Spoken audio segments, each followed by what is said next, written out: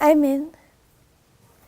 Just a reminder for those that weren't here yesterday that these few morning classes I'll be doing aren't interactive. We have question time afterwards before breakfast for other questions and thoughts if possible, if that's okay. I'll just do a quick revision before we pick up where we left off. We were looking at the great controversy in the largest scale from the perspective of a proxy war. So we saw that there was war in heaven, Christ versus Satan, and that war came down to earth and became a war between Christ's followers and Satan's followers, their kingdom or church, depending on what perspective you want to take. We reminded ourselves that Satan has consistently worked by counterfeiting the true. And my proposition was that even in this large scale, the path of the counterfeit lies closer to that of the true than what we might think just on first sight. To illustrate that point, I wanted to have a short discussion on papal infallibility and what that means. And I really had two reasons for doing that. One was to show how the path is closer than it appears, and my other reason was really just an excuse to go over the last 30 years of history. I wanted us just to have a very brief look at Pope John Paul II, how he wasn't allowed to use his claim to papal infallibility because he was opposed really by his own church, how he failed in Eastern Europe, really without even considering Russia as a failure. He had failed even in Poland by their rejection of papal control and their embrace of democracy, which was never his plan. So to have a look at the current condition of the papacy, we went from Pope John Paul II, his failure there, and we saw that in 1995, 1996, which is a neat parallel with the formalisation of our message, the St. Galen group formed. They called themselves also the St. Galen Mafia. And this was a group of bishops, cardinals, Godfrey Daniels, that kind of, his kind of circle that would meet in the town of St. Galen in Europe. And it was top secret. The Pope tried to launch an investigation into it. That was John Paul, but he wasn't able to find solid evidence. This group would form fairly regularly from 1996 forward, and their aim was to prevent a Cardinal Ratzinger becoming Pope. John Paul was kind of grooming his Cardinal Ratzinger to succeed him, and they could see that they opposed John Paul's conservatism, really, and that Ratzinger would essentially follow the same path. They didn't want that. One of their options that they wanted was a Cardinal Bergoglio. So Pope Benedict became Pope. They failed in their work in 2005, and he was Pope through till early 2013. And we looked at the VatiLeaks scandal in 2012 as a main reason for him stepping down. And I think there's more internal politics that went on there than what we are aware of. But he stepped down early 2013. Those still functioning that were of the St. Galen group stepped into action and were able to get Bergoglio in, who became Pope Francis, the current Pope. So then we looked at just a few other thoughts to add to that. It's really worth looking at the Synod of Bishops in 2014. This is when Pope Francis really shook the church. In this synod, it's meant to be a platform for bishops and cardinals to express their views. It has kind of a bit of a democratic function in that way, where they can come together in groups of cardinals and bishops and come to common points of doctrine and air those, have them written into papers that would go out to all the different Catholic churches and flocks. And what he did was completely silence the conservatives. Anything they printed had to go through people who were loyal to him that he'd appointed, liberals within the church. They weren't allowed to print their own material. They weren't allowed to speak. That synod descended into a screaming match where for 15 minutes they chanted "shame, shame" in front of the Pope. It was a huge... In the end, he actually had to back down. But that was really the beginning of a simmering civil war within the Catholic Church that blew out into the open about 8 weeks ago, when Archbishop Vigano, who was the same Archbishop heading the Vatican Bank that really started the chain of events that led to the resignation of Pope Benedict, and he, roughly 8 weeks ago, wrote an 11-page letter condemning Pope Francis and calling for his resignation, and then promptly turned off all his communication and went into hiding. He was afraid for his life, but he has resurfaced since then. Catholic books written by conservative Catholics on the subject are The Dictator Pope, The Lost Shepherd, The Political Pope. They've been quite outspoken, and these are loyal Catholics. They're not giving up their faith, but they are opposing the Pope. It's very much a split between liberals and conservatives. And divided inside those two camps, particularly the conservatives, you then have semi-independent and independent ministries. Some of those ministries share through YouTube, where they have their own churches and platforms, their videos reaching views of 10,000 to 100,000 plus views. One of the main independent, semi-independent church groups titles themselves the Church Militant. They are based out of Detroit and have 60,000 YouTube subscribers and their own news network. So we're talking about a very fractured church.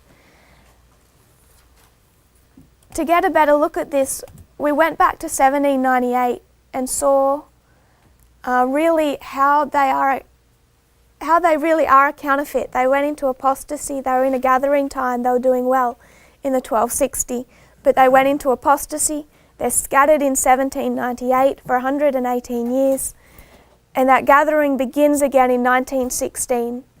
Bypassing the leadership, an angel comes down to 3 children in Fatima. And this was a 3-step prophetic testing message designed to resurrect the Catholic Church. And I would like to suggest that it all, really the purpose of it all, comes down to step 2. That was the dedication of Russia, which was what Mary asked for. Step 1 was a vision of hell. It was a message of fear, not with the hope that our first angel's message gives. The second was to dedicate Russia, and the third is essentially, and Lucia for the rest of her life taught this, the third is what will happen if you don't fulfill step 2 and dedicate Russia. Kind of reminds me in Revelation how the dragon was ready at the birth of Christ to devour the child, even before he was born. And this is before we understand the October Revolution of 1917. It's only really around this time that the Bolshevik Revolution takes place. We understand in March there is revolution, but the Bolsheviks take power in Russia in the October Revolution, Red October. So they're really preparing. Satan can see what's about to happen. The Bolshevik Revolution being the closest revolution to that of the French since 1798. So we'll pick up from where we left off. And what I wanted to do was just skip through a lot of history. When we come back to this subject at the end of our time together, we're going to look much more closely at the history after 1917. But I'm going to skip most of that and head to Pope John Paul II. So just a couple of highlights. In 1929, as we mentioned yesterday, she had another major vision where Mary told her that the Pope does not want to consecrate Russia. He's not listening. This is Pope Pius XI. She says, "They will heed my request, but it will be too late. Russia will have spread her errors throughout the world. provoking wars and persecutions of the Church, the Holy Father will have much to suffer. 1935 forward, she starts writing her memoirs, and she writes, I think, 6 in total. 1937, she requests that same Pope, Pope Pius XI, to consecrate Russia to Mary. He ignores that request. 1940, Lucia writes insistently to Pope Pius XII. 1939, you have a change of Pope. Pope Pius XI dies, Pope Pius XII steps in. In her letter to him, she says the following. She says, in 1929, through another apparition, Mary asked for the consecration of Russia to her Immaculate Heart, promising its conversion through this means and the hindering of the propagation of its errors. Some time afterwards, I told my confessor of the request of Our Lady. He tried to fulfill it by making it known to Pius XI.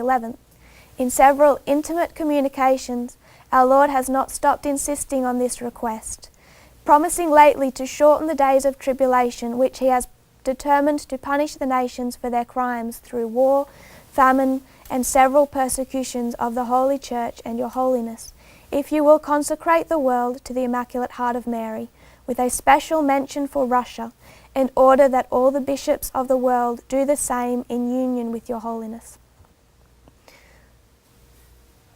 It's important to note that this consecration of Russia, there was guidelines of how it had to be conducted. All the bishops of the world had to descend on Rome. It had to specifically mention Russia in a certain way. So there were guidelines that they had to follow. And this is the reason that the Catholic Church from then on in has dedicated Russia 6 times, because they kept failing to fulfill those requests. 1942, Pope Pius XII consecrated the world to Mary. Part of the reason they were really afraid to name Russia specifically, in case that brought an attack on them. So he thought he was doing it in 1942, but he wasn't specific. Lucia writes to him and says that failed. Mary did not accept it. 1952, Pope Pius XII, same fellow, consecrates the Russian people to Mary. That is failed.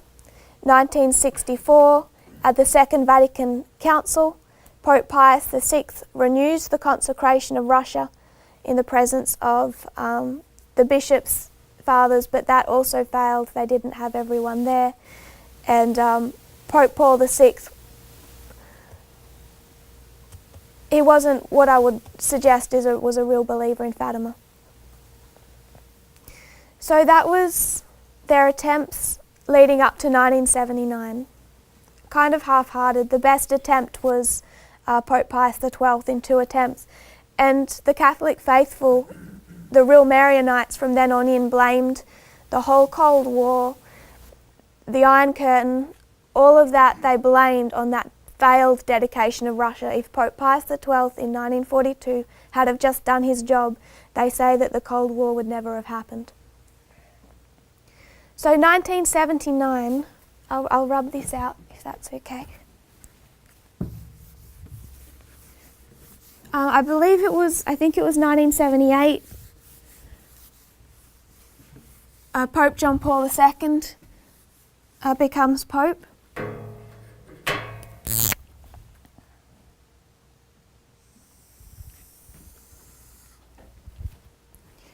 (1979). He's welcomed at the White House. And this was unprecedented. Before this, they would only meet the popes in separate cities, in hotel rooms to start with, but never at the White House, because it was always recognised that that really gave the impression of the state recognising the church. So it wasn't until 1979 that that was permitted. The front cover of Time magazine for October 15 showed John Paul standing in front of a sea of people titled John Paul Superstar. Jimmy Carter, who welcomed him to the White House, said, "Welcome to our country, our new friend." Time magazine noted that just 2 decades ago this would have been inconceivable in US politics. May 13 of 1981, and recognise that is the anniversary of Fatima. This really marking the beginning when they see Mary. This was the angel. So May 13 is seen as the date of Fatima.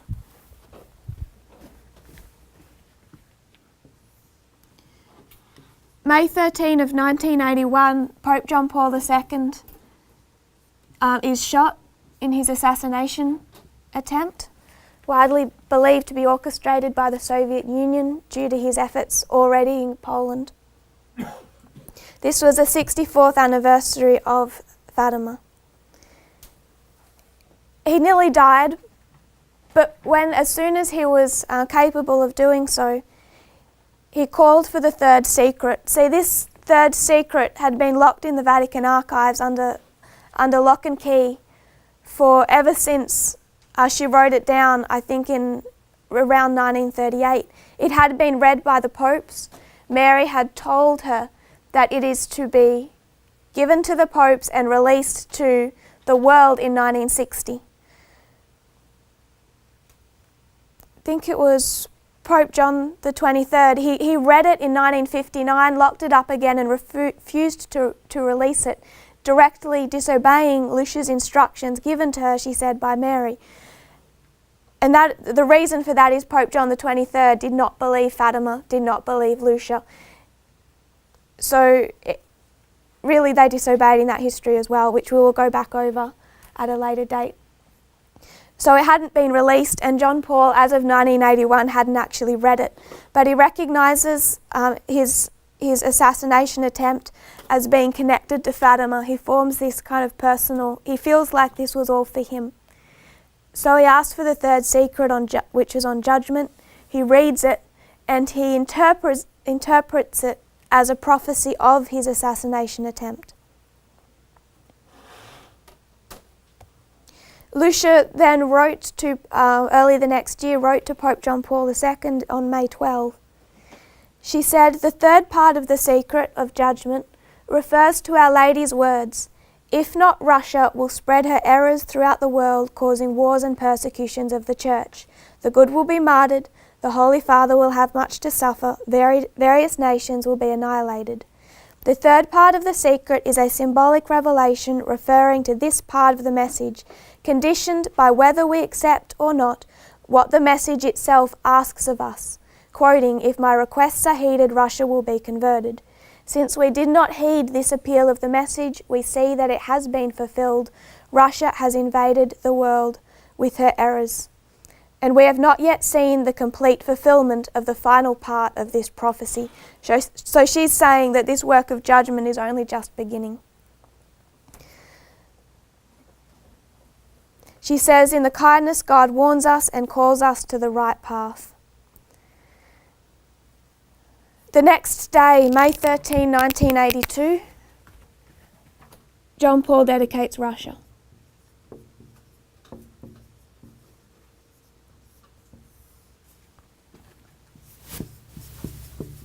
I don't think I read that. I'll have to try and locate it. But Mary did tell her that all they had to do was dedicate Russia. If they just did that, that Mary would step in and assist. So I'm not sure how to explain all the subsequent events, but I do find it interesting. May 13, 1982, John Paul II dedicates Russia, but he sent out the invitation letter too late and not all the bishops had arrived. So Lucia writes to him and said this failed.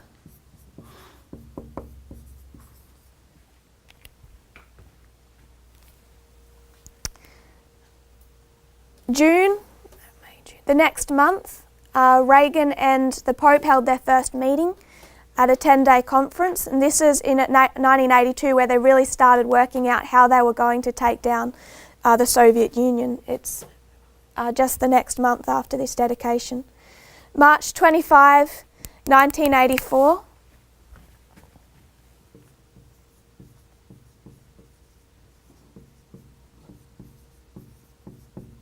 He dedicates Russia again.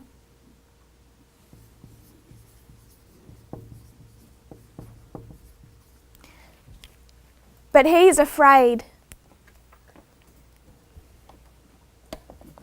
He is afraid of the backlash that could come upon him, already recognizing that they'd already tried to kill him in 1981. So he doesn't get very specific in his dedication. He consecrates the whole world, especially the peoples for which, by reason of their situation, you have particular love and solicitude. And both the Pope and Lucia are initially uncertain that this has been accepted by Mary. May 13, 1984. I haven't left myself nearly enough room. May 13 of 1984. One of the largest crowds in Fatima history gathers at the shrine to pray the Rosary for Peace. On that day, an explosion at the Soviets' Severomorsk naval base destroyed 2/3 of all the missiles stockpiled for the Soviets' Northern Fleet. The blast also destroys workshops needed to maintain the missiles, as well as hundreds of scientists and technicians lost their lives. Western military experts call it the worst naval disaster the Soviet Navy has suffered since World War II. December 1984. The Soviet defense minister who masterminded the invasion plans for Western Europe in the event of war suddenly and mysteriously dies. March 10, 1985, the Soviet Union leader, Chernenko, dies, leading to the next day the election of Gorbachev. April 26, 1986, Chernobyl nuclear disaster. 1987, April 26, on the first anniversary of Chernobyl, the Virgin Mary is reported to have appeared to a 12-year-old girl and later to thousands of adults at the Chapel of the Blessed Trinity in a small Ukrainian village. The Soviet Union tries to shut this down, but they cannot stop the pilgrimages. About 100,000 people converged on that village in the first month. And after that, about 40,000 to 45,000 visited the site every day. 1988, May 12, the day before Fatima, an explosion wrecked the only factory that made the rocket motors to launch the Soviets' long-range missiles. February 23, 1989.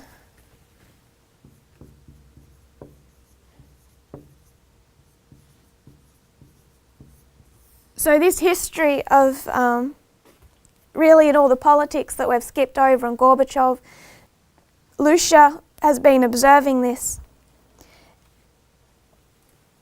And on July, did I write that correctly? Sorry, July 29, I don't know why. She writes a letter to a friend.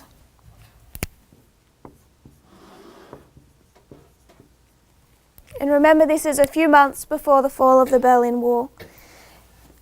She says to her friend, Sister Mary, "I received your letter, and although I have very little time at my disposal, I will answer your question, which is the consecration of the world according to the request of Our Lady made?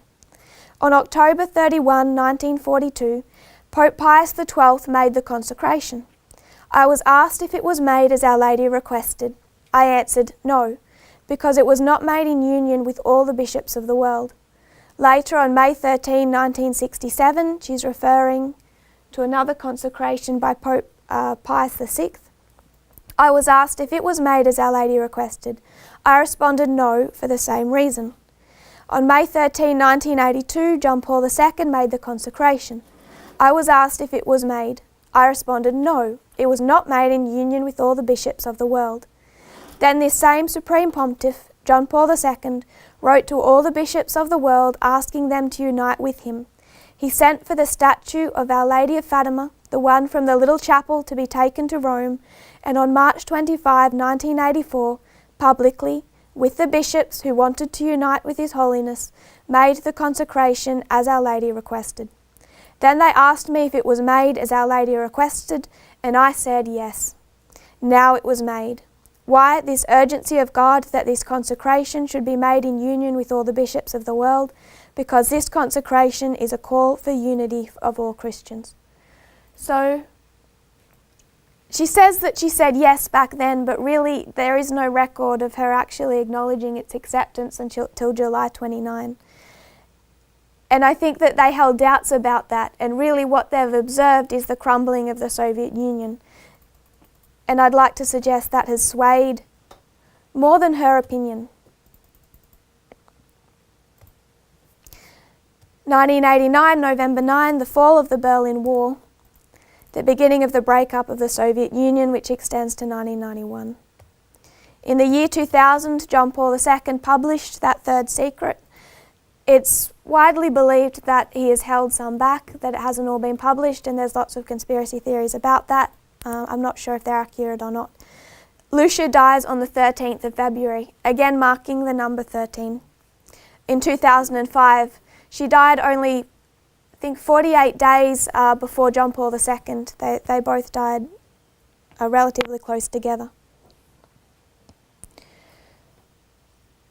So I kind of want to introduce a thought that might be worth considering. It was already suggested yesterday, and that was jumping a little ahead of kind of where I wanted to go with it, but it is where we're heading, that our history is being counterfeited closer than we might realise. And somebody suggested accurately, I would believe, that Lucia is a direct counterfeit of Ellen White. She's claiming to have visions throughout this whole time, from the time when she's 9 years old and that angel comes down, that she speaks of numerous occasions that she hasn't necessarily documented. And I would like to suggest that some of that's real. I really do believe she was in contact with something satanic. So if Satan is in contact with Lucia,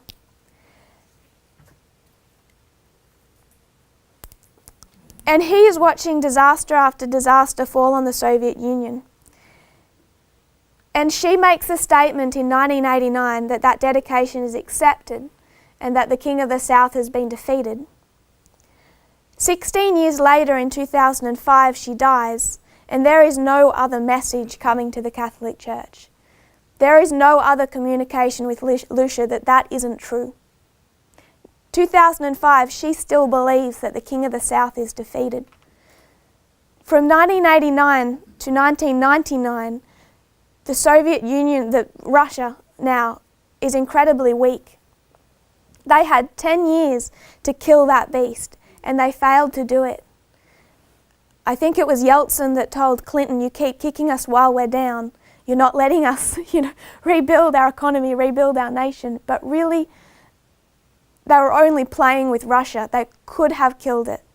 And they don't, because the world believes, John Paul believes, that that work is done. 1999, Putin becomes president. I would suggest that after that, it's going to be a whole lot harder. 2001, September 11, the world's focus turns on Islam. Everyone's focus is off what is happening in Russia. 2004, they should have recognised 2004 when there was a hostage situation where over 1,000 people were taken hostage, many of them school children. 300 and something died when Putin ordered tanks, guns, everything to descend on that school. Over half of that were little children. He used that terrorist hostage attack as an excuse to set up powers that were dictatorial. He completely changed the setup. That was 2004. Really marks when he set himself up in Russia, and he used that attack as an excuse to do so. So 2005, I would like to suggest that Satan does not know that the King of the South is coming back. He does not understand Raphia or Panium, going by the history of the fact that Lucia doesn't, that the church doesn't, and that they're completely ignoring Russia in that history.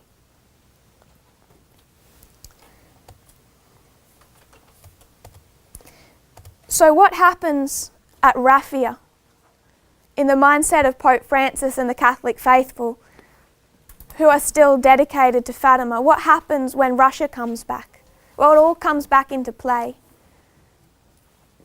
They know this history and they know the message of judgment. So when Russia comes back, they have an intellectual reason to try and take it down again. I'll just rub this out.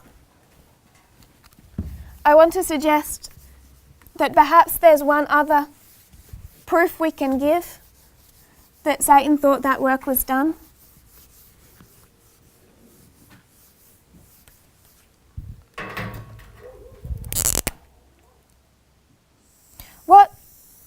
What takes us to 1798? What brings us to that date of 1798? What time prophecy? I'm thinking of the 2520.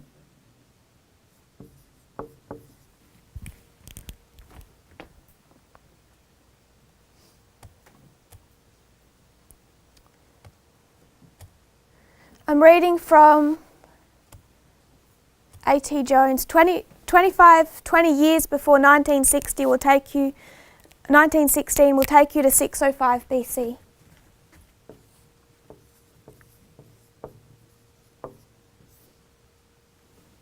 Is that accurate, Brother Theodore? Yeah, I was just trying to do the math. Yeah, it looks like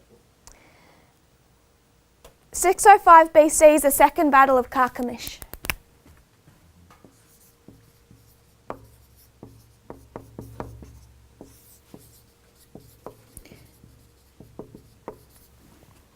And I'd like to suggest that this is a counterfeit 2520.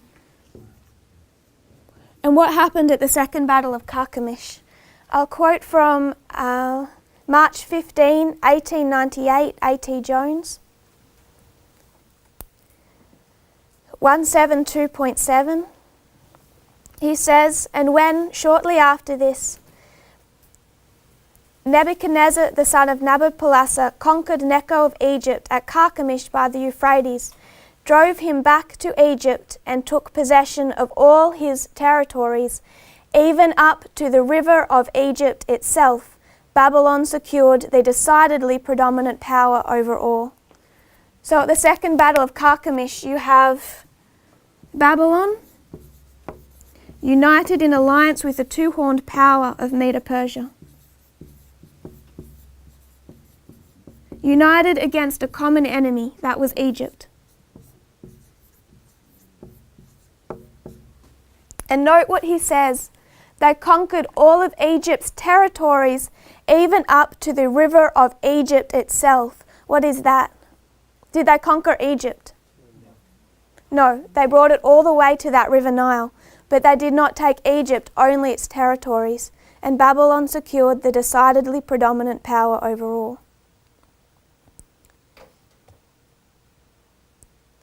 So, when it comes to 1989, what is Satan satisfied with? Satisfied with taking down the satellite states of the Soviet Union. The fact that Russia still kind of has this simmering communism doesn't seem to be like a major deal, because who takes down Babylon?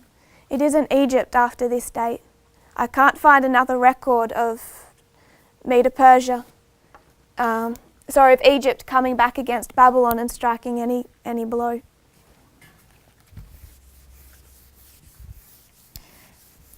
We're nearly finished with Fatima. I just want to put one other thing in your minds to consider for what we're going to be looking at before we come back to this subject, because we're going to finish with this subject. Just one thing, I don't want to go into detail, but I want us to have it in the back of our minds. And that is, when did the papacy make their first attempt on the King of the South?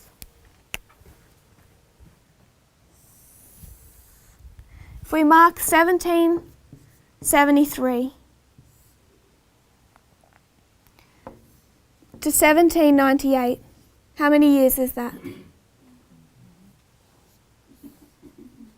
25 years. Here they stop fulfilling their job function. Here they're scattered.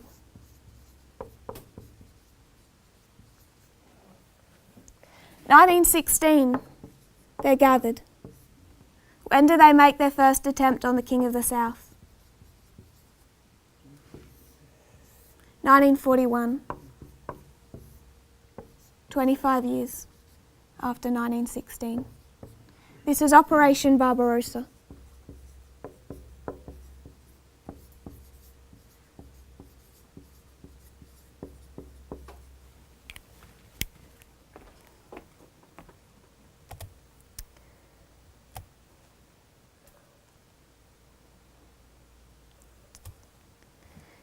In 1941, Nazi Germany invaded the Soviet Union. I don't know how many have read the book Hitler's Pope, but I would like to suggest that it's full of information that's relevant to our time. In 1941, the papacy took all of this Fatima literature and flooded Eastern Europe with it. Not just Eastern Europe, but Catholic countries. And they had a definite goal in mind. When Hitler invaded the Soviet Union, it's recorded that foreign legions from Spain, Portugal, France and Belgium fought side by side with the Nazis when they invaded. The superstitious Catholic masses rallied in medieval fashion to the anti-communist banner. They styled this as some type of medieval crusade. We're going to look into this history of 1941 later, so that is why I just wanted to put that out there for consideration.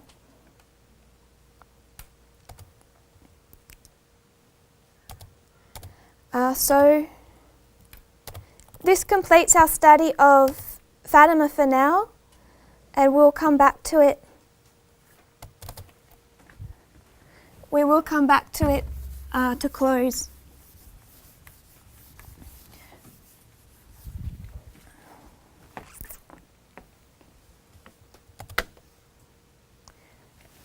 Is it okay if I rub this out? Oh. So I want to head back to Acts chapter 27 now. We're going to head back into that chapter just to pick up a loose thread. I'm not going to redo the lines that we did back then. I just want to have a quick revision.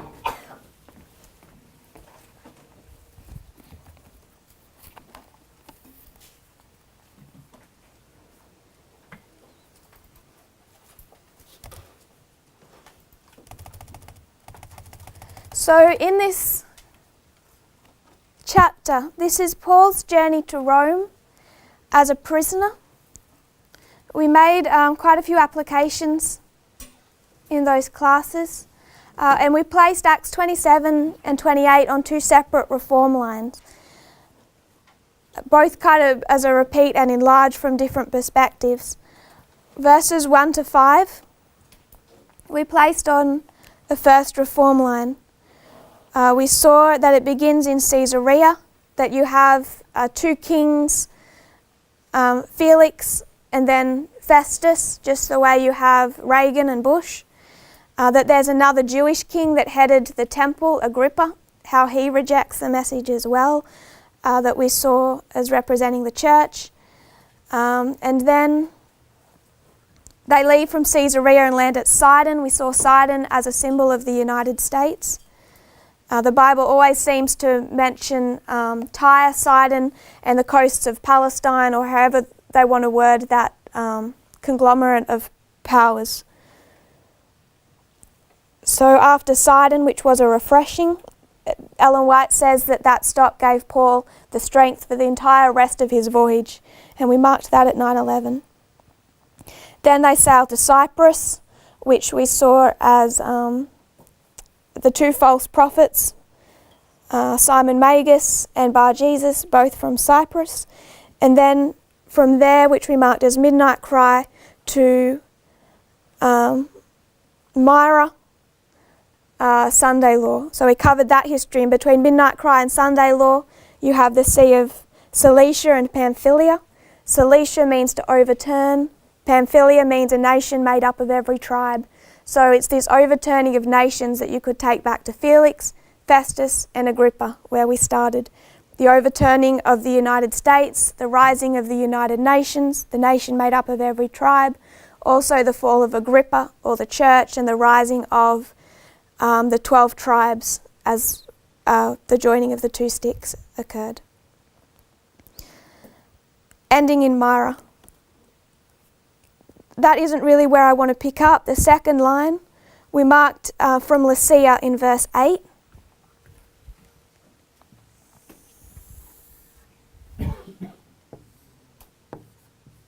And Lycia means two things. It means wise and it means thick. And we saw what thick represents in a couple of texts that brought us the word thick. One of them was thick, fat, kind of sin. And also what I particularly was drawn to was the verse that says the thick crowd gathered around Jesus and asked for a sign. And he told that thick crowd, no sign will be given you except for the sign of Jonah the prophet. They set sail from Lycia. We can mark this as a new line also because it's a new ship. There's two ships in this chapter, two lines. Setting sail from Lycia, the next thing they hit Euroclydon. 9:11. Euroclydon means east wind. And it is the same storm in the same part of the Mediterranean that hit Jonah. It's a yearly phenomenon now known as the Lambert, but back then known as Euroclydon. It still occurs today. And we recognised that this ship took a beating, that it's bound together by these ropes or lines, and we saw that that ship was a representative of the movement, and that Ellen White says it's a good ship.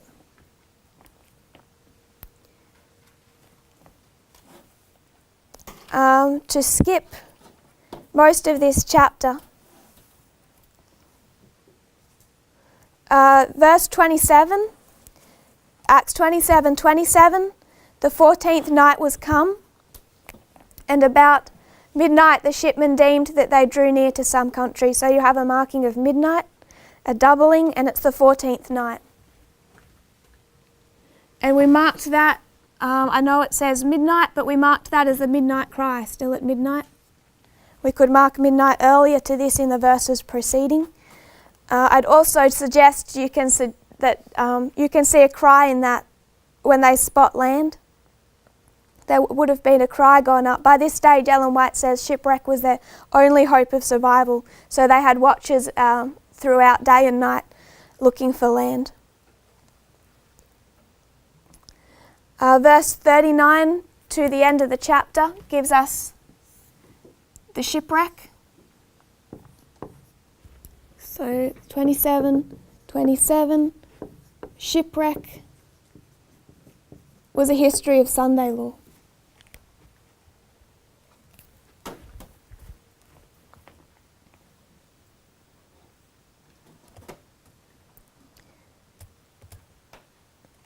Between these two histories, just one other thought.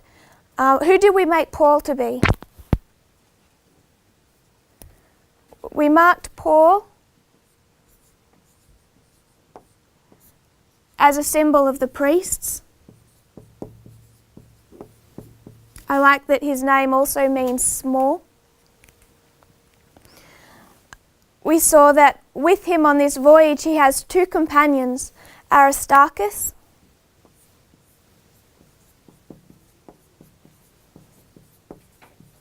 and Luke. Ellen White writes that Aristarchus was a prisoner by choice. He never had to be a prisoner, but he chose to so that he could minister to Paul in his affliction. A prisoner by choice, his name means the chief prince. I did suggest then that Aristarchus represents Christ. We recognised that Luke, his name means, I think it might mean a few things, but it means light giver. He never speaks of himself. You don't hear of him speak of himself in any of the history of this voyage, but we know he's there, and he actually writes this chapter. And we suggested that he was a symbol of the Holy Spirit. So Paul has companions on this voyage that are really there to support him. So I want to mark those three, separate to the rest of the ship. So we can mark in this history the three groups quite neatly. From the time it sets sail, you have Paul, but then you also have all the rest of the people on the ship who Paul goes to with a message. And then at Sunday law, they go to the island. And we suggested that represented priests, Levites and Nethinims. And I find it really neat that the lead man of the island, his name was Publius. Publius means public. So they went to the public. And they stayed with him 3 days. They're on the island 3 months. There's so much symbology. What we picked up, the thread I wanted to pick up, is in verse 37.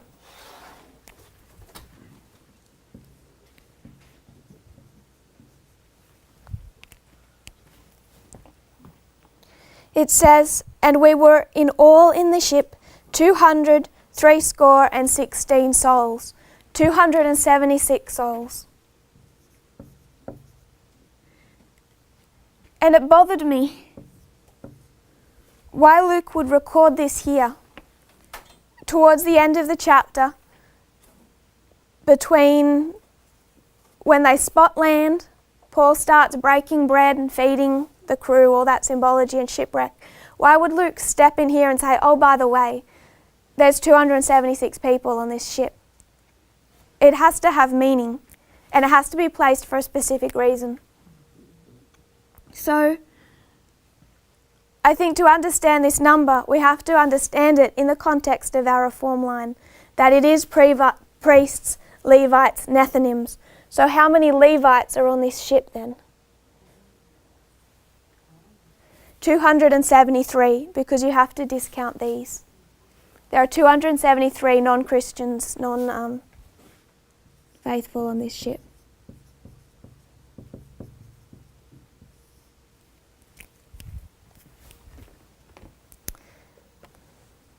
Minusing out Paul, Aristarchus and Luke, the 3 Christians.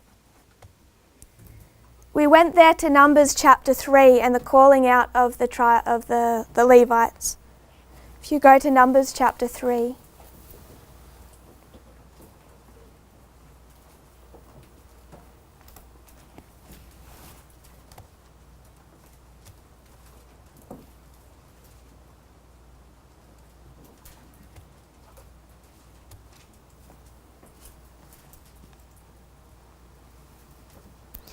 Starting from verse 11. And the Lord spake unto Moses, saying, And I, behold, I have taken the Levites from among the children of Israel, instead of all the firstborn that openeth the matrix, among the children of Israel. Therefore the Levites shall be mine. Verse 15. Number the children of Levi after the house of their fathers by their families. Every male from a month old and upward shalt thou number them. And Moses numbered them according to the word of the Lord, as he was commanded. Then we have all the account of the numbering, and we'll pick it up in verse 39. All that were numbered of the Levites, which Moses and Aaron numbered at the commandment of the Lord throughout their families, all the males from a month old and upward were 22,000.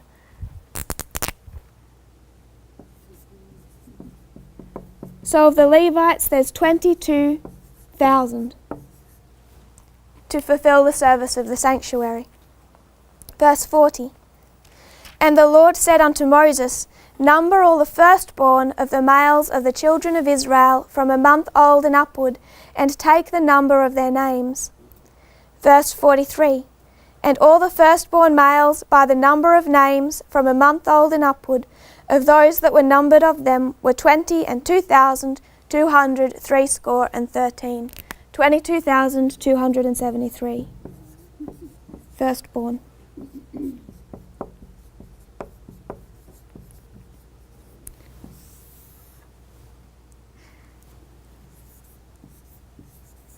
This left you with 273 too few Levites to fulfill the service of the sanctuary at the very beginning of their calling.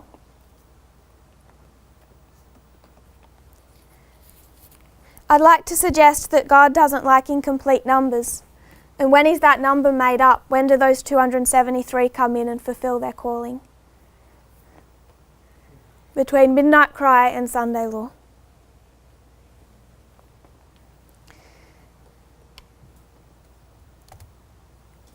Is that okay? Otherwise we'll just move on because we're finished in Acts 27. Were you getting the two missing? Two missing? Where God is making up the two Levites, I don't see where there's 273 from Acts, and then there's 273 in Numbers 43. 3. Numbers chapter 3. Numbers 3, verse 43, you said 22,273. Yeah. That's the number of the firstborn. Right. So what the Levites were meant to do is man for man to step in and replace the role the firstborn were meant to have done in the sanctuary. And you're saying that there are too few. I don't see where you're getting the too few. Back in verse 39, there's 22,000 Levites. Right. And there's 22,273 firstborn. So man for man, they're meant to replace. And that means there's 273 firstborn who aren't fulfilling their job function. Okay. It's 273. Yeah. Okay. Is that okay? I'm with you. I just You all right? heard something that I wanted. You might have worded it badly. Well, this is where we left off last time.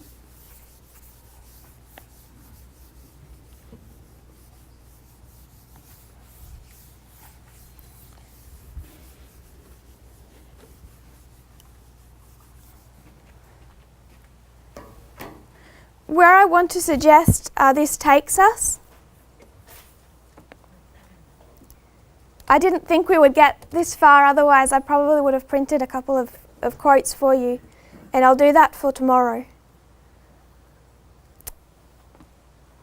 Where I think this takes us is to 273 BC.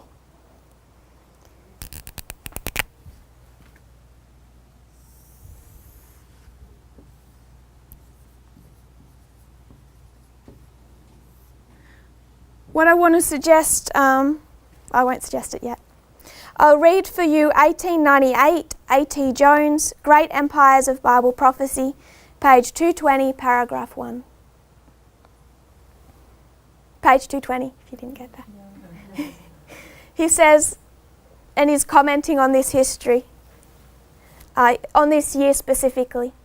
The reputation of the Romans, beginning now to spread through foreign nations by the war they had maintained for 6 years against Pyrrhus, whom at length they compelled to retire from Italy and return ignominiously to Epirus, Ptolemy Philadelphus sent ambassadors to desire their friendship, and the Romans were charmed to find it solicited by so great a king.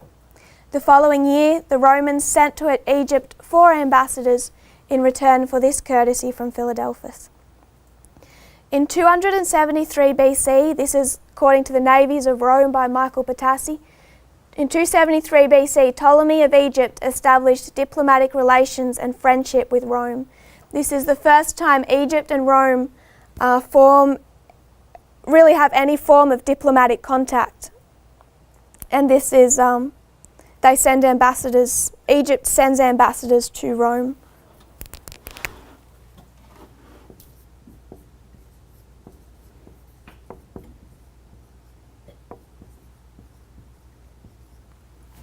As A.T. Jones points out in the following year, In 272 BC, Rome returns the favour and sends ambassadors to Egypt.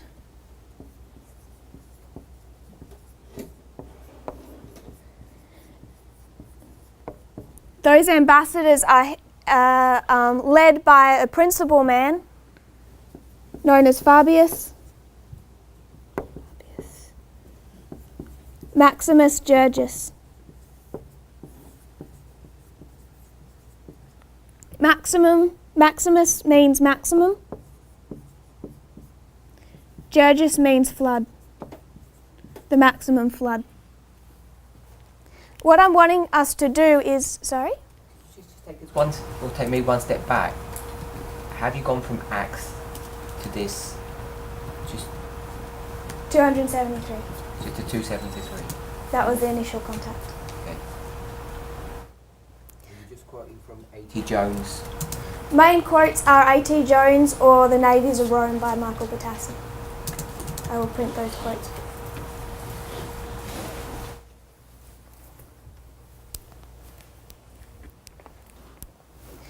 Why did Egypt establish a diplomatic relationship with Rome? A.T. Jones says that it was because of the reputation of Rome that developed due to their 6-year war with Pyrrhus. What we had prior to 273 BC was the Pyrrhic War.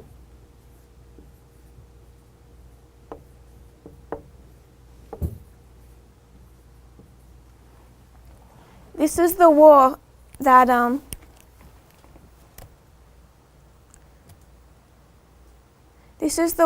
launched Rome onto the global stage.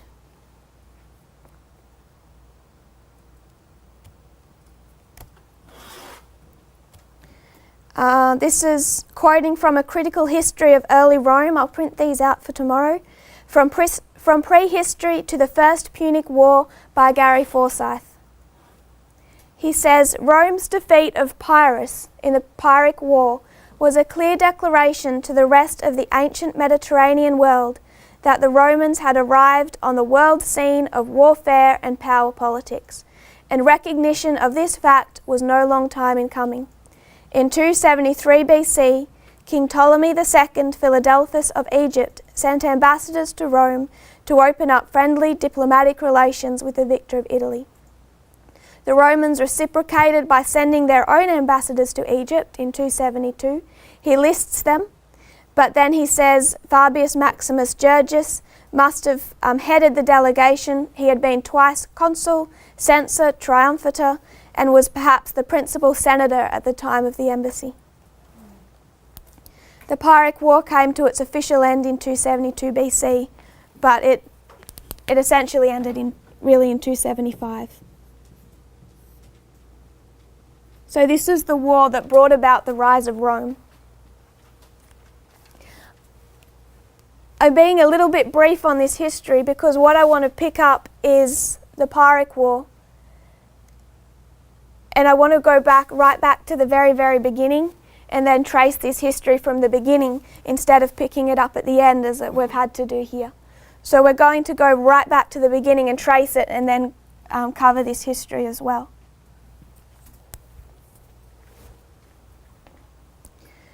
Just to give you an idea of what the Pyrrhic War was about. You're going to have to forgive me, but I'm going to draw a really terrible Italy. No, I can't do that. That's meant to be Italy, sorry. And this is the coastline. Down here you have a country called Epirus.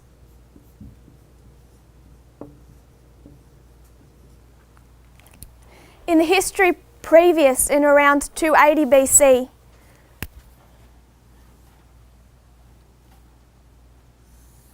Rome, which is up here, had piece by piece conquered all of northern Italy.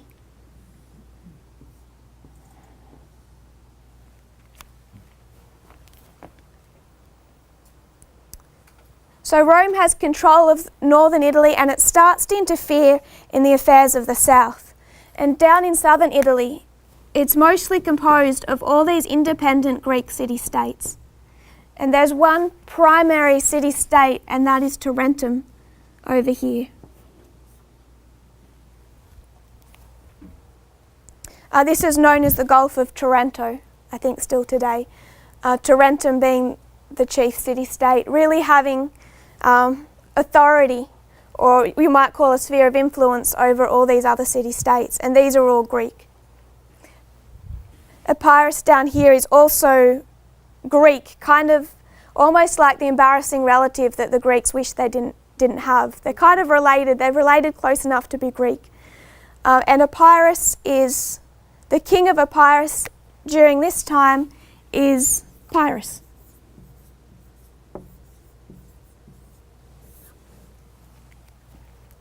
Pyrrhus, where we get the word, the name Pyrrhic War. So down here, these Greek city-states kind of are encountering their own internal problems. They have two factions, many of them have two factions within their own city, and these are, did I list who they are? They're kind of either the wealthy party or the I think they're known as the Democratic Party. And one of these parties wants to ally with Tarentum, and one of the other parties wants to ally with Rome for different reasons. One is composed of the wealthy, sees that they will get better trade, more wealth if they ally with Rome. And the other party is concerned about Rome's behaviour and says, we're Greek, we should stick together, and they want to ally with Tarentum. So in the year around 280, 281, I think it was, the power in theory that gains control is the one that wants to ally with Rome. And they do that. They're facing attacks from the barbarian tribes. There's Lucanians, other tribes in this area that are attacking the cities, and they're under attack. So they send ambassadors to Rome and pretty much sign some type of treaty. If you will protect us, we will ally with you. This is the location of Thurii, by the way.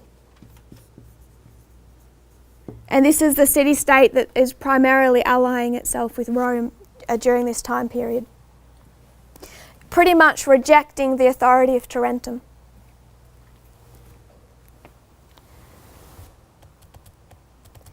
Tarentum doesn't respond very well to Thurii allying with Rome, and what they do then is they send their army to Thurii. They conquer it, send away. There was a Roman garrison stationed there. They expel them. They attack Roman ships down in this harbour, and Rome declares war on Tarentum. So Rome and Tarentum, over this issue of Thurii, Rome and Tarentum go to war. Tarentum realises that they're way off the deep end. They are not nowhere near powerful enough to wage war with Rome. So Tarentum sends ambassadors down to Epirus, and they ask the king of Epirus, known as Pyrrhus, to fight in this war for them.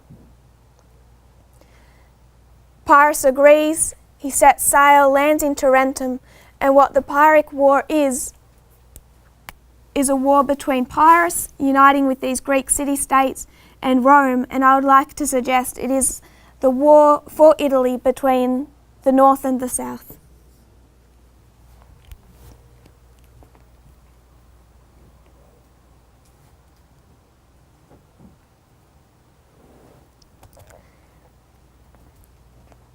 This battle, this war between the north and the south, ends in 275 when Pyrrhus is finally defeated. And this is the Battle of Beneventum. I want to suggest we're marking Midnight Cry and Sunday Law, and once again the 273 in between.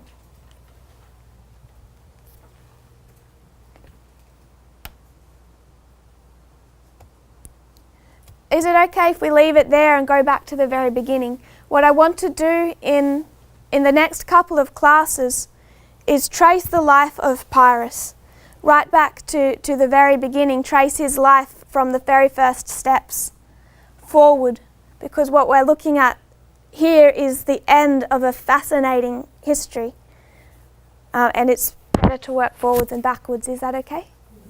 So what I want to do in the next two classes is really just cover history. I don't want to make any application, and I'm going to really stick to that. It's pretty much just going to be tracing history on a line with waymarks, but making no application.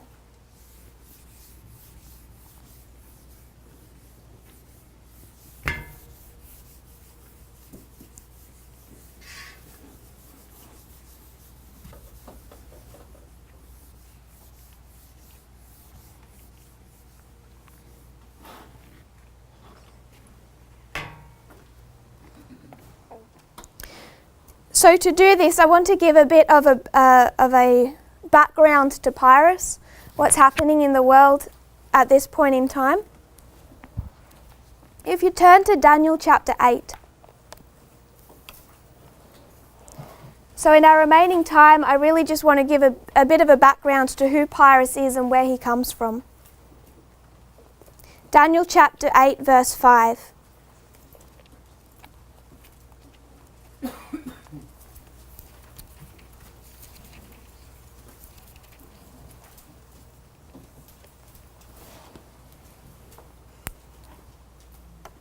So Pyrrhus was a relative of Alexander the Great. I think it was a relationship like that of a second cousin. Alexander the Great's mother, Olympias, was a princess of Epirus. And Pyrrhus is born 4 years after the death of Alexander the Great. So Alexander dies in 323 BC.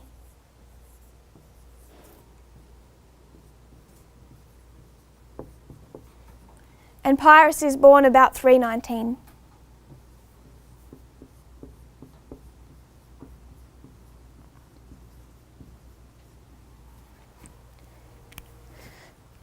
Pyrrhus was one of the greatest generals the world has ever seen. He modelled himself after Alexander the Great. That was all he wanted to be, was the next Alexander the Great. And he was a fantastic general.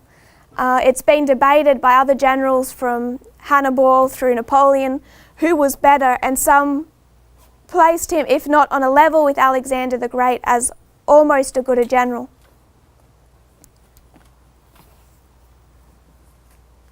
Daniel chapter 8 verse 5, we'll read 5 to 8.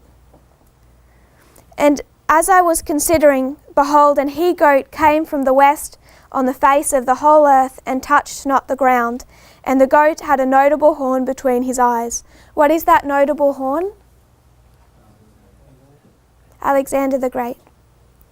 And he came to the ram that had 2 horns, which I had seen standing before the river, and ran unto him in the fury of his power. So this is Alexander the Great leading Greece against Medo-Persia. And I saw him come close unto the ram, and he was moved with choler against him, and smote the ram, and brake his 2 horns, broke Medo-Persia.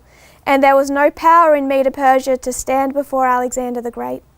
But he cast him down to the ground and stamped upon him, and there was none that could deliver Medo-Persia out of the hand of Greece, out of the hand of Alexander. Therefore the he-goat waxed very great, and when he was strong, the great horn was broken. Alexander the Great died, and for it came up 4 notable ones towards the 4 winds of heaven. So this is the life of Alexander the Great up till his death, when that great horn is broken. So we understand that those verses to describe the death of Alexander the Great and the breaking up of his empire into these 4 winds of heaven. And can you name them for me?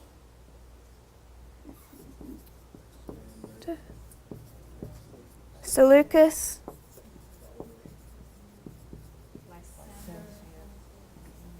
Ptolemy, and Lysimachus.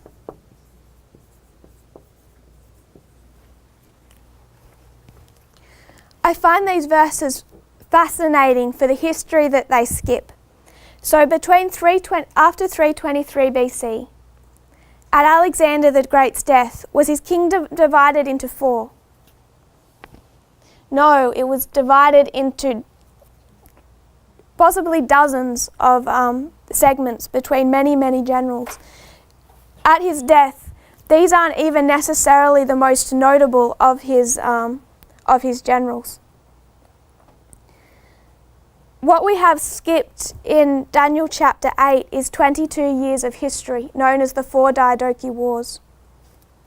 You don't have these 4 generals taking over north, south, east and west until 301 BC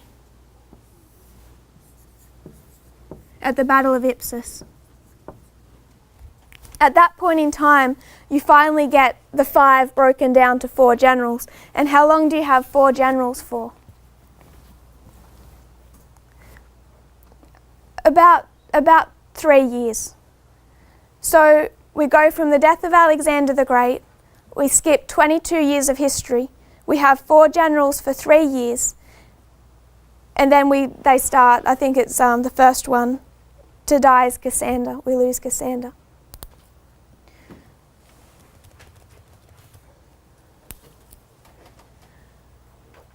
There are 5 generals ruling Alexander the Great's empire for a much longer period of history than there was 4 ruling that empire. But I understand the Bible is making a specific point and it's directing us in a specific direction. I don't doubt that. What I want to go into, though, is this history in between.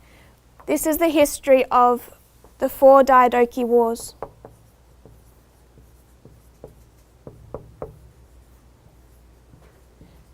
And in those 4 Diadochi Wars, his kingdom goes from dozens of generals, dozens of splits, down to in 301, at the end of the 4th Diadochi War, you have 4 generals remaining.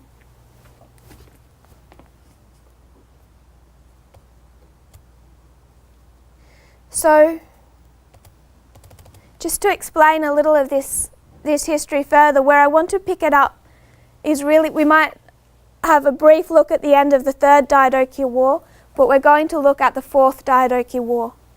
This is where Pyrrhus comes on the scene. So for the 4th Diadochi War, we have all of our 4 generals. Cassander, this for the 3rd and the 4th Diadochi War. It's Cassander, Lysimachus, Seleucus, and Ptolemy. All of our 4 generals have united to fight one common enemy, one last general who's trying to unite Alexander the Great's enemy. And it's these 4 versus Antigonus. By far the most powerful general. Through those first 2 Diadochi Wars, War 1 and 2, also known as the Successor Wars, Antigonus has amassed an empire that is so great that in the 3rd war, these 4 unite to take him down, and they can't do it. So his army, his empire, is pretty much equal to that of these 4 combined. And he's joined in this war by his son Demetrius. It's really the 2 of them.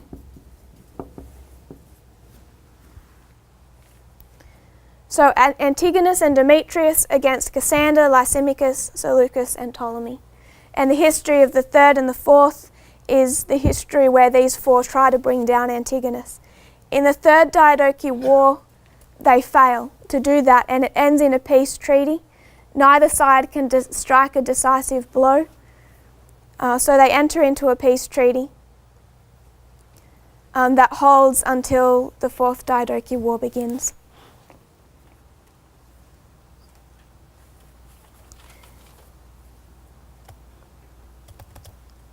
Pyrrhus comes into the scene, as I said, in the 4th war by uniting with this side here.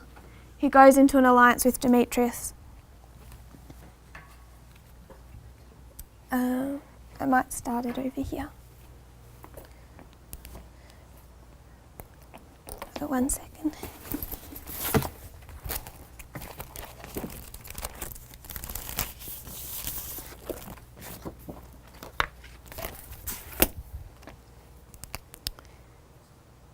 So this fourth Diadochi War begins in 307 BC.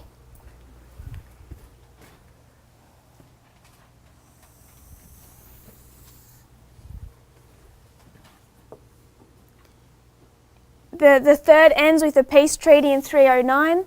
Then between 309 and 307 you have the Babylonian War, which is the beginning of the Seleucid Empire. This is when Seleucus takes Babylon. But this fourth war begins in 307. And remember, this is between our four powers against Antigonus and Demetrius. In 307 BC, Demetrius attacks Athens. He frees Athens from a dictator, placed there by Cassander. So Cassander has placed a dictator, a puppet king in Athens. Demetrius comes against it, frees Athens, and really unites those particular Greek city-states go into alliance with Antigonus and Demetrius. They're so grateful to Demetrius for freeing them that they deify him, they make him a god. Cassander placed this dictator exactly 10 years earlier, in 317. So we can mark a 10.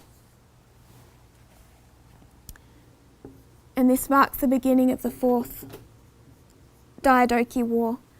This upsets our four generals. So they unite once again to take down Antigonus.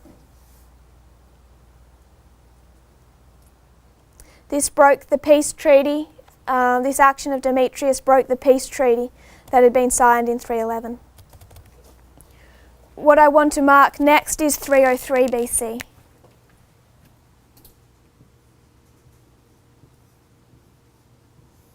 In 303 BC, Pyrrhus goes into an alliance with Demetrius.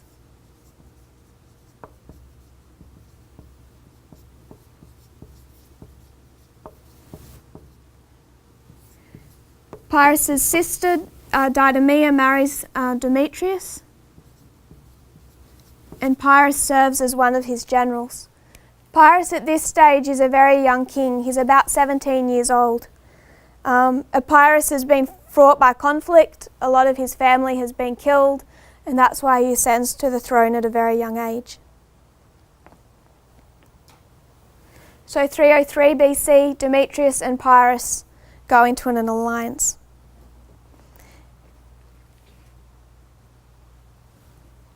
This alliance is tested first in 301 BC at the Battle of Ipsus.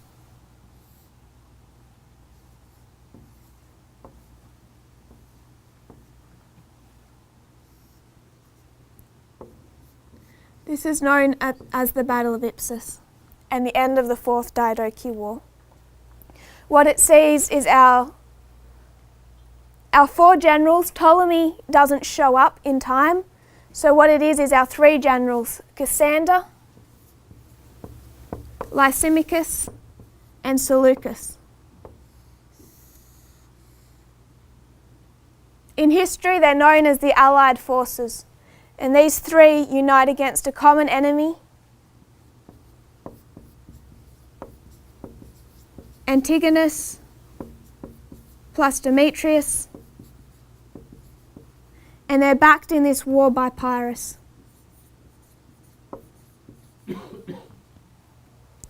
So in this battle, Cassander and Lysimachus face off against Antigonus. It looks like it's not going to go well for Cassander and Lysimachus. Ptolemy hears a false report that the battle has been lost, so he runs back to Egypt and doesn't take part. Just as the battle is beginning, Seleucus turns up. This is what turns the tide of battle, because Seleucus has established the Seleucid Empire. He's undergone his eastern campaign, and he comes back just in time for the Battle of Ipsus with his estimated 400 war elephants. And it's those elephants that turn the tide of battle.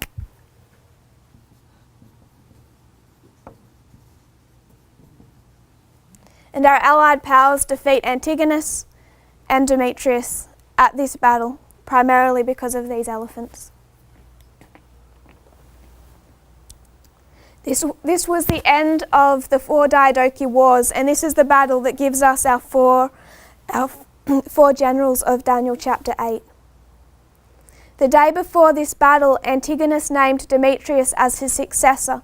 Antigonus here is 81 years old, and he knows the chances of surviving the battle are always, there's a high chance that you won't, and he knows he's facing a difficult battle, so he names Demetrius as his successor in the case of his death. Plutarch records this history. He says he presented Demetrius to the army and declared him his successor, and what everyone thought stranger than all was that he now conferred alone in his tent with Demetrius, whereas in former time he had never entered into any secret consultations, even with him, but had always followed his own advice. So even though Antigonus is defeated and dies in this battle, Demetrius really becomes king. He still has his own fleet, his own countries. He personally isn't so badly affected. He still has his own army. Pyrrhus in this battle was undefeated, even at 18 years of age, roughly. He's undefeated. But Antigonus dies, and he dies because of those 400 elephants that cut him off from his army. So I'm going to stop now and just conduct a little review. We've been through 3 different topics, which I was hoping to avoid doing for confusion. We finished up Fatima. We then went to Acts 27, had a quick revision of those lines and picked up the number 273, and we placed it between midnight cry and Sunday law as a symbol of the Levites. We then took that to 273 BC and saw that that was a fascinating time in history, and that we could also place that date between a midnight cry and a Sunday law, the defeat of Pyrrhus, which launches Rome on the world stage, and Rome going to Egypt as a flood. I then suggested that I would like to take Pyrrhus back to the very beginning, where he first enters the world scene, and just trace his life. If I can make that process a little simpler, what I wanted to do is what historians tend to do and divide Pyrrhus's life into 2 parts: Macedonia and Italy. So what we're doing now, what we're going to do tomorrow, is trace Pyrrhus's life in Macedonia, through the 4th Diadochi War, through the subsequent wars, as he takes part in the squabbling really between these 4 generals. And then it's going to mark a shift. He goes to Italy, and then we're going to trace his time in Italy. So there's really two separate divisions of Pyrrhus's life. We just want to cover that history without making application just yet. So if we might close in prayer now, and we have time for thoughts or questions, if you would. Dear Father in heaven, Lord, thank you for your blessings. Thank you, Lord, that you don't wish to leave us in ignorance of what's coming, what's happening and coming on the world. I pray that you'll fit us up to be, Lord, your proxy army, that we might be fitted with that armour that you promise us through the sword, through your word, that we might be able to do this work, Lord, and bring in those people who you love, who, Lord, want to accept you, who don't know. May we reach them, Lord. May we reach those in the churches. And I pray that we will know how to do that, what your will for each one of us is. Please guide us through today. I pray that you will bless each head bowed as they face their own personal battles, Lord, in their personal lives, in understanding your messages, and also, Lord, that you'll continue to bless and guide this movement that you have raised up, Lord, this good ship. I pray this in Jesus' name. Amen.